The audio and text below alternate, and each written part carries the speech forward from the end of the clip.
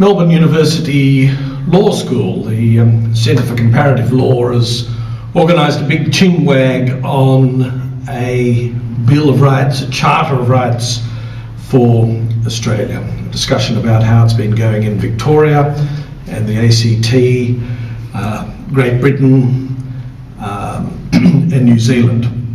Robert McClellan, the Attorney General, is opening the conference.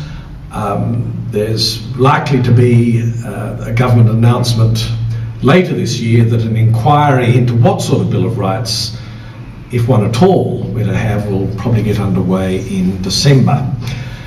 So let's go inside and see if we can talk to some of the participants and get their thinking on the Bill or Charter of Rights for Australia. To Ed Santo, what are you, Ed? I'm a senior lecturer in law at the University of New South Wales, and I'm the director of the Charter of Human Rights project at the Gilbert and Tobin Centre of Public Law.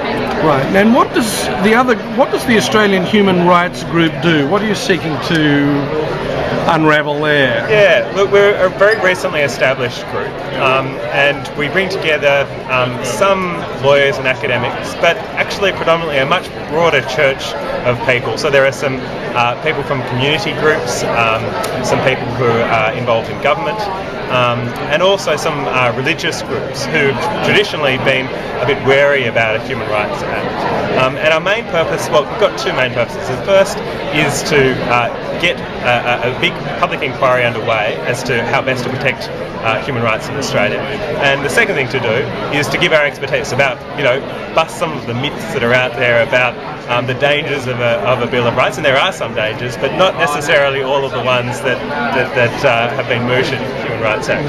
I think one way of looking at a Human Rights Act is as a bit like how we look at Medicare, as a kind of safety net that protects some of the most fundamental, important things that Australians hold dear, like education, like healthcare, like housing. I mean, those things are especially important in difficult economic times. Ask me a question, or do you want me to speak? I'll ask you a question. Where do you think the debate at the moment is heading on a Bill of Rights, a Charter of Rights, both federally and in the States? Well, I think the debate hasn't started proper yet, and that indeed is the problem with where we are. It's really the calm before the storm. We don't have a federal inquiry yet. We've got an election commitment to have one, and when it starts, it'll have terms of reference. We know what sorts of models we're talking about, but in the absence of that, it's so abstract that it's not possible to have a proper debate. And indeed, if you look at recent stories in The Australian, it's talking about the sort of models that we're never likely to ever consider for this country. So a lot of the opposition is coming from a perspective that just isn't really, in a sense of reality, dealing with the model that we might actually... When the consultation starts, I hope it will start on 10 December this year, 60th anniversary of the Universal Declaration of Human Rights. But a proper consultation will be framed around the sort of models that would work for this country. I think at that point it'll become increasingly clear that some of the stranger arguments just don't match what we would like to see here. Anna Katzman, the president of the New South Wales Bar Association, has also been at the conference.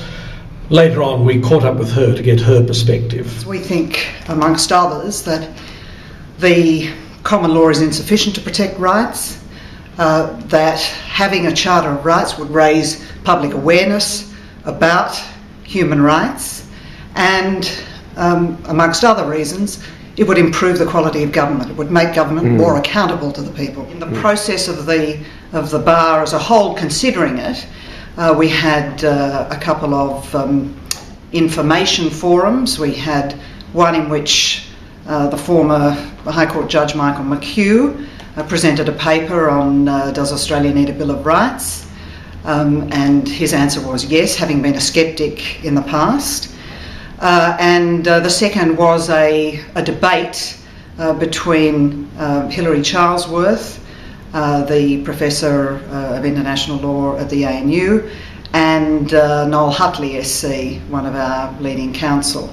And those barristers who were interested enough to consider it let us know their views, and the council took those views into account and ultimately came down with a position which was different from the position adopted in 2000. So Hilary Charlesworth was more persuasive than Noel Hutley at the debate? Well, I don't know. You'd have to ask those who were there, but But the argument is very compelling in favour of a charter these days. But the other reason that